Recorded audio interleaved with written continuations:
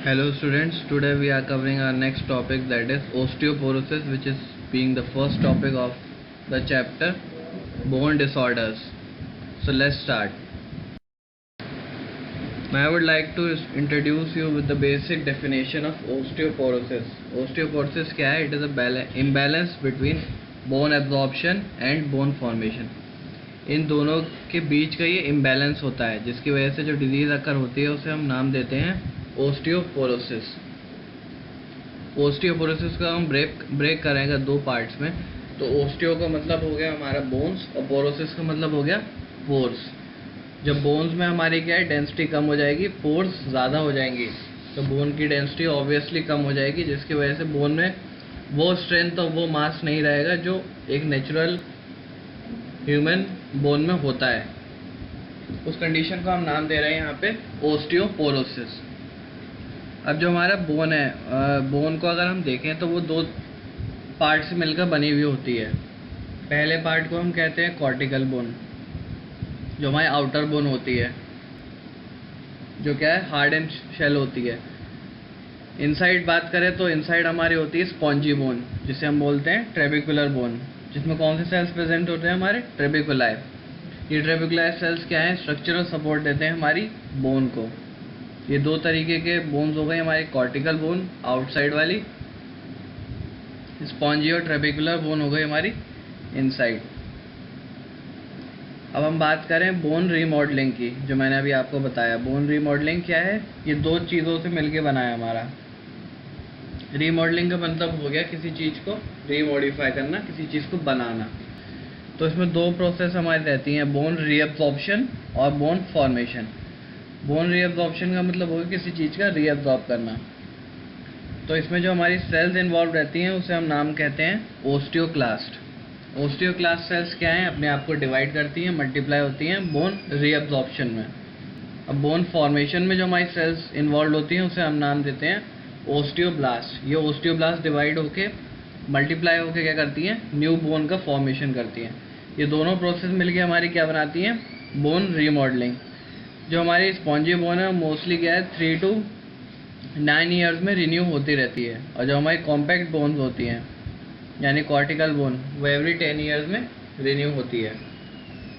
तो I hope इतना समझ में आ गया होगा कि बोन रीमॉडलिंग क्या है और इसमें कौन कौन से सेल्स इन्वॉल्व हैं, बोन हमारी किस टाइप की है, और ओस्टियोपोरोसिस एक्चुअल में है क्या। अब एपिडेमियोलॉजी की बात करें तो यहाँ पे बताया गया है कि मोस्टली ये वुमेंस के केस में ज़्यादा देखा जाता है, क्योंकि वुमेंस में after post menopause estrogen level decrease कर जाता है, जिसकी वजह से क्या है, कैल्शियम लेवल और डिक्रीज होता है, जिससे चांसेस रहते हैं ये डिजीज़ डेवलप होने के। Mostly 1 in 5 men over 50 years suffering from osteoporosis, और मोस्टली क्या इंसिडेंस है विमेंस में ज़्यादा है as compare to men. Pathophysiology की बात करते हैं यहाँ पे। जैसे मैंने आपको बताया, ओस्टियोपोरोसिस में क्या है, बोन की डेंसिटी कम हो रही है, नॉर्मल बोन मास जो है हमारा वो डिक्रीज करना है। अब मान लीजिए किसी चीज़ की डेंसिटी कम हुई, किसी चीज़ में पोर ज़्यादा हो गई, तो उसकी जो टेंसाइल स्ट्रेंथ, मतलब जो एक्चुअल स्ट्रेंथ है बोन की, वो हमारी कम हो गई। ऐसे समझिए, एक लकड़ी है हमारी, एक नॉर्मल लकड़ी है और एक घुनले की लकड़ी है।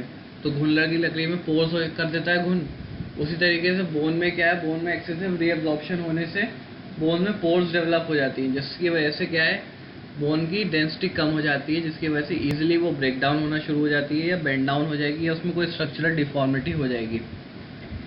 इसी का प्रोग्रेशन को हम डेवलपमेंट को, इसी प्रोग्रेशन और डिक्रीज इन डेंसिटी को हम क्या बोलते हैं, ओस्टियोपोरोसिस। दोनों चीज़ें रहती हैं। प्रोग्रेस कैसे करती है, पोरस, ब्रिटाइल, फ्रेजाइल बोन्स हो जाती है हमारी, और ईजिली ब्रेक डाउन यानी कि फ्रैक्चर होने के चांसेस रहते हैं। पोस्टूरल इम्बैलेंस हो जाता है, हम ईजिली चांसेस रहते हैं कि हम, जैसे आपने कुछ देखा होगा, कुछ एज के बाद कुछ लोग बेंड डाउन कर जाते हैं। वो किस वजह से होता है, वो इसी वजह से होता है क्योंकि उनकी बोन में वो स्ट्रेंथ या वो डेंसिटी नहीं रह गई होती है। तो ये हमारी नॉर्मल पैथोफिजियोलॉजी है। कॉजेज़ की बात करते हैं तो कॉजेज़ क्या क्या रहते हैं मोस्टली, तो मैंने सबसे पहले आपको बताया एज रिलेटेड होता है मोस्टली वीमेन में आफ्टर मेनोपॉज ये देखने को मिलता है। इवन हमारी बॉडी में अगर टेस्ट्रोजन मेल्स में, एस्ट्रोजन अगर फीमेल्स में कम हो रहा है तो उसकी वजह से भी ये चांसेस डेवलप होने के रहते हैं। कुछ फिजिकल एक्सरसाइज में लैक, इमोबाइल हो जाना, अपने डे टू डे लाइफ में एक्टिव ना रहना उतना। लाइफस्टाइल की बात करें तो कोई स्मोकिंग, कैफीन, अल्कोहल कंजम्पशन, ये सारी चीज़ें कॉजेज़ रहती हैं। मेडिकेशन में आपके हेपेरिन आ गए, कॉर्टिकॉइड्स आ गए। न्यूट्रिशन में सबसे पहला आपको क्या है, विटामिन डी मोस्ट इम्पॉर्टेंट रहता है हमारे कैल्शियम एब्जॉर्प्शन के लिए गट से। अगर विटामिन डी हम एक्चुअल अमाउंट में या जो हमें लेना चाहिए प्रिस्क्राइब्ड अमाउंट में वो नहीं ले रहे हैं तो हम बहुत ज़्यादा हाई चांसेस हैं ऑस्टियोपोरोसिस डेवलप होने के। तो ये कुछ कॉजेज़ हैं हमारे। रिस्क फैक्टर्स कौन कौन से रहते हैं? सबसे पहले नॉन मॉडिफाइबल, जिसे हम मॉडिफाई नहीं कर सकते। एक तो advancing age, menopause, family history, Caucasian. Modifiable में कौन कौन से आ गए आपके? मॉडिफाइबल में आपके आ गए vitamin D deficiency, malnutrition, physical inactivity, alcohol consumption, pregnancy, lactation. ये सारे हमारे क्या है, रिस्क फैक्टर्स हैं जो हमें अल्टीमेटली क्या लीड कर रहे हैं ऑस्टियोपोरोसिस की तरफ। साइन एंड सिम्टम्स की बात करते हैं।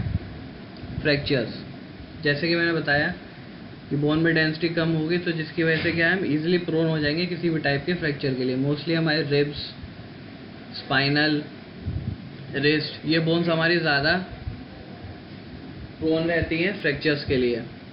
काइफोसिस, इसमें क्या है, जो हमारी वर्टिब्रल कॉलम है वो आगे की तरफ झुक जाती है। एक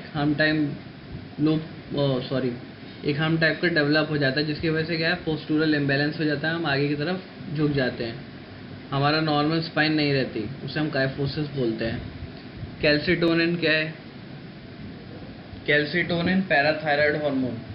ये दो चीज़ें क्या क्या है, ये दोनों मिलके क्या है, कैल्शियम को बैलेंस करते हैं हमारी बॉडी में। पैराथायराइड हार्मोन हमारा रिलीज होता है पैराथायराइड हार्मोन से। ये क्या करता है, ये ब्लड में कैल्शियम लेवल को इंक्रीज करता है। किस प्रोसेस से? थ्रू बोन रीअब्जॉर्प्शन के थ्रू, जो हमने पीछे बताया। कैल्सिटोनिन क्या है? कैल्सिटोनिन कैल्शियम लेवल को कम करता है। ये कहाँ से रिलीज होता है? ये होता है हमारे थायराइड ग्लैंड से। तीसरा हमारा विटामिन डी। विटामिन डी क्या है, वो कैल्शियम के एब्जॉर्प्शन को बढ़ाता है। कहाँ से? हमारे गट से। तो ये तीनों चीज़ें मिलके क्या बना रही हैं, एक लूप चेन बनाती हैं जिससे क्या है, हमारा कैल्शियम मेंटेन रहता है बॉडी में। चौथा हमारा है डिक्रीज एस्ट्रोजन। एस्ट्रोजन जैसे मैंने बताया पोस्ट मेनोपॉजल कॉजेज है वीमेंस में। फिर चौथा increase parathyroid hormone, increases with ageing, increase bone turnover और रीअब्जॉर्प्शन। मैक्सिमम रीअब्जॉर्प्शन बढ़ेगा तो क्या है, पोरोसिटी डेवलप होने के चांसेस ज़्यादा से ज़्यादा हो जाएंगे, जिसकी वजह से क्या है, ऑस्टियोपोरोसिस अल्टीमेटली डेवलप होता है। कॉम्प्लिकेशंस की बात करें तो वही हमारा सबसे पहला तो आपका वही आ गया कि जो बेसिक स्ट्रक्चरल बोन्स है हमारी, वो फ्रैक्चर होने के चांसेस ज़्यादा रहते हैं। फिर हिप या रिस्ट फ्रैक्चर्स, कॉमनली हमारी ये बोन्स हैं प्रोन रहती हैं फ्रैक्चर्स के लिए। काइफोसिस जो मैंने बताया वर्टिब्रल कॉलम का होता है, इसकी वजह से क्या है, फ्रैक्चर होने के चांसेस ज़्यादा से ज़्यादा बढ़ जाते हैं। फिर क्या है, कंप्रेशन फ्रैक्चर्स की वजह से एक्सेसिव पेन और मूवमेंट डिसऑर्डर्स भी हो जाते हैं। ट्रीटमेंट की बात करते हैं यहाँ पे। ट्रीटमेंट में हमारी जो ड्रग्स यूज़ होती हैं उसमें मोस्टली बिसफॉस्फोनेट्स और टेट्रापिरामाइड्स। बिसफॉस्फोनेट्स में आपका आ गया एलेंड्रोनेट, रिजेलेंट्रोनेट, ये कुछ ड्रग्स हैं हमारी बिसफॉस्फोनेट्स। फिर हार्मोन लेवल की डेफिशिएंसी में हम कुछ टाइप के हार्मोन्स इंड्यूस करते हैं, पैराथायराइड हार्मोन या कैल्सिटोनिन, या कुछ और ड्रग जैसे टेरिप्रामाइड और टैमोक्सिफिन।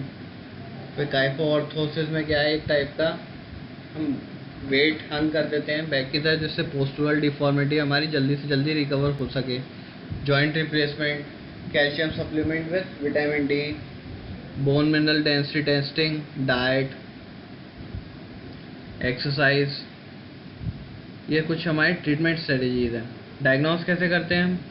डायग्नोस में हमारी सबसे पहली जो बेसिक थेरेपी रहती है उसका हम नाम देते हैं एक्सरे एब्जॉर्प्टियोमेट्री। इसमें क्या है, एक टाइप का हमारा इन्वेजिव एक्सरे है जो मोस्टली क्या है, बोन डेंसिटी को चेक करता है।